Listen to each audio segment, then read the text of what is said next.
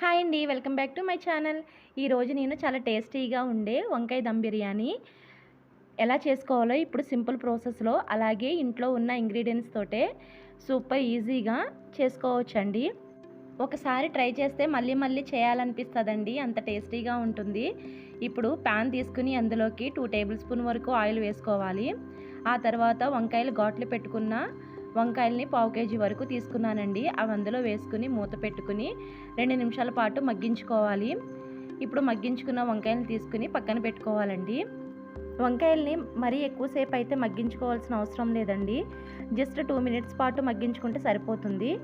ఇప్పుడు ఇవి తీసుకుని పక్కన పెట్టుకున్నాక ఇప్పుడు వేరొక బౌల్ తీసుకుని అందులోకి 1 ఫుల్ కప్ వరకు పెరుగు వేసుకోవాలండి. నేను 10 రూపీస్ ప్యాకెట్స్ అయితే 2 వేసుకుంటున్నాను. ఇప్పుడు ఇందులోకి వేసుకున్నాక ఇప్పుడు ఈ పెరుగులోకి 2 టేబుల్ స్పూన్ వరకు కారం వేసుకోవాలి. ఆ తర్వాత రుచికి సరిపడినంత సాల్ట్ వేసుకోండి, ఎక్కువగా వేసుకోవద్దండి.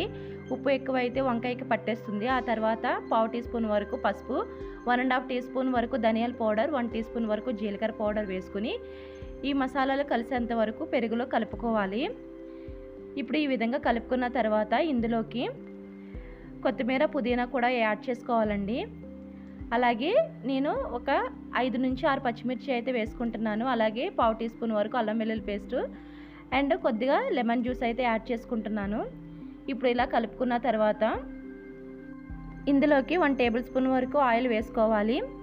ఆయిల్ వేసుకుని మరోసారి కలుపుకున్న తర్వాత ఇందులోకి ముందుగా ఫ్రై చేసుకున్న వంకాయలు ఉన్నాయి కదండి, అవి కూడా యాడ్ చేసుకుని జాగ్రత్తగా కలుపుకోవాలండి, లేదంటే వంకాయలన్నీ విడిపోతాయి. ఇప్పుడు ఈ విధంగా కలుపుకున్న తర్వాత పక్కన పెట్టుకోవాలి. అంటే ఒక 10 నుంచి 15 నిమిషాల పాటు పక్కన పెట్టుకోవాలి. ఇప్పుడు స్టవ్ ఆన్ చేసుకుని ఒక మందపాటి కడాయి పెట్టుకోవాలి. ఇందులోకి 1 టేబుల్ స్పూన్ వరకు నెయ్యి వేసుకుని నెయ్యి అంతా స్ప్రెడ్ అయ్యేంత వరకు స్పూన్తో కలుపుకోవాలండి, లేదంటే చేతితో కూడా అప్లై చేసుకోవచ్చు. ఇప్పుడు ఈ విధంగా కలుపుకున్న తర్వాత ఇందులోకి ముందుగా కలిపి పెట్టుకున్న వంకాయలు ఉన్నాయి కదండి, అవంతా కడాయిలోకి వేసుకోవాలండి. వంకాయలు స్ప్రెడ్ అయ్యేలాగా కడాయి మొత్తానికి స్ప్రెడ్ చేసుకోవాలి. ఇప్పుడు ఈ విధంగా స్ప్రెడ్ చేసుకున్న తర్వాత అదే గిన్నెలోకి 1/2 కప్పు వరకు వాటర్ వేసుకుని అందులో కలుపుకొని మంటను మీడియం ఫ్లేమ్లో పెట్టుకుని ఆయిల్ సపరేట్ అయ్యేంత వరకు మూత పెట్టుకుని ఉడికించుకోవాలి. మధ్య మధ్యలో కలుపుతూ ఉండాలండి, లేకపోతే అడుగు పట్టేస్తుంది. ఇప్పుడు ఈ విధంగా ఆయిల్ సపరేట్ అయిన తర్వాత ఇప్పుడు రైస్ అయితే ఉడికించుకోవాలి. ఇప్పుడు స్టవ్ ఆన్ చేసుకుని కడాయి పెట్టుకుని అందులోకి సగం వరకు వాటర్ వేసుకుని ఆ తర్వాత ఇందులోకి మసాలా దినుసులన్నిటిని వేసుకోవాలండి. అలాగే 2 స్పూన్ల వరకు ఉప్పు వేసుకోవాలి. కొద్దిగా లెమన్ జ్యూస్ యాడ్ చేసుకోవాలి. అలాగే 1 టీ స్పూన్ వరకు ఆయిల్ వేసుకుని ఎసరు కాగేంత వరకు ఉడికించుకోవాలి.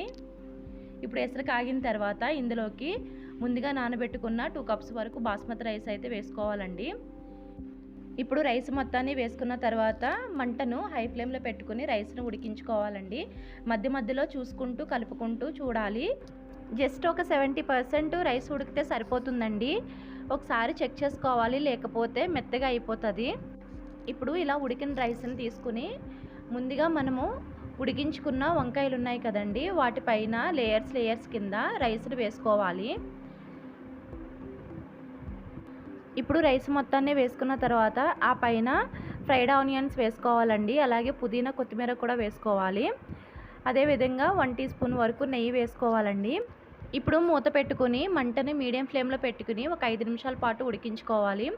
ఆ తర్వాత మళ్ళీ మంటను లో ఫ్లేమ్లో పెట్టుకుని మరో 5 నిమిషాల పాటు ఉడికించుకుంటే సరిపోతుందండి. అంతేనండి, ఎమ్మీగా ఉండే వంకాయ దమ్ బిర్యానీ అయితే రెడీ అవుతుంది.